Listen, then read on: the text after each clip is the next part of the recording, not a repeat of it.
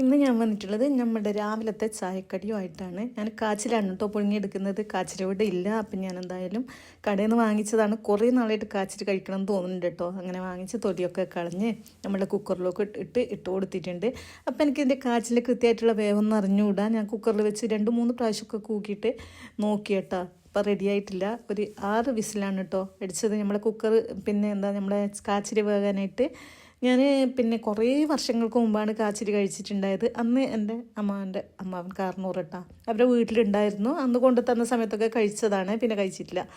അതിനുശേഷം പച്ചമുളക് നമ്മൾ കൃഷി ചെയ്ത നമ്മുടെ പച്ചമുളകിനെ പറിച്ചെടുക്കുമ്പോൾ ഒരു സുഖമില്ലേ, പച്ചക്കറിയും പച്ചമുളകൊക്കെ. ഇപ്പോൾ പച്ചമുളക് വാങ്ങിക്കാത്ത കുറേ ആയിട്ടുണ്ട് കേട്ടോ. പച്ചമുളക് നമ്മുടെ ഈ പഞ്ചായത്തിൽ നിന്നൊക്കെ പിന്നെ കിട്ടിയത് മുതൽ ഇത് ഇങ്ങനെ തന്നെയാണ്. അപ്പോൾ 2-3 പഴുത്ത് കിടക്കുന്നുണ്ട്. അതും കൂടെ ഞാൻ പറിച്ചിട്ടുണ്ട്. നമ്മളെ എരിവുള്ള കാന്താരി പിന്നെ ആണ് കേട്ടോ വേണ്ടത്. അപ്പം ഞാൻ കാന്താരി ഇല്ലാത്തതുകൊണ്ട് ഏതായാലും പച്ചമുളകിൽ ഒതുക്കുകയാണ്. പച്ചമുളകും ചെറിയുള്ളിയും കുറച്ച് ആവശ്യത്തിനുള്ള ഉപ്പും കൂടെ ചേർത്ത് ചതച്ചെടുത്തിട്ടുണ്ട്. ഇതിൻ്റെ മേലെ കുറച്ച് വെളിച്ചെണ്ണ ചേർത്ത് കൊടുക്കുക. അത് മിസ്സായിപ്പോയി കേട്ടോ. പിന്നെ നമ്മുടെ കാച്ചിലും പുഴുങ്ങിയെടുത്തിട്ട് അതിലും കുറച്ച് വെളിച്ചെണ്ണ ഒക്കെ നനച്ച് ചൂടോടെ തന്നെ കട്ടൻ ചായയുടെ കൂടെ കഴിച്ച് നോക്കൂ. അടിപൊളി ടേസ്റ്റാണ്. ഇതുണ്ടെങ്കിൽ പിന്നെ ഇനിയിപ്പോൾ ഇന്നൊന്നും വേണ്ട കേട്ടോ. പിന്നെ കാച്ചിൽ വെച്ചിട്ട് കറിയും ഉണ്ടാക്കലുണ്ട്. ഇന്നെന്തായാലും ഞാൻ പുഴുങ്ങിയെടുക്കുകയാണ് കേട്ടോ ചെയ്തത്.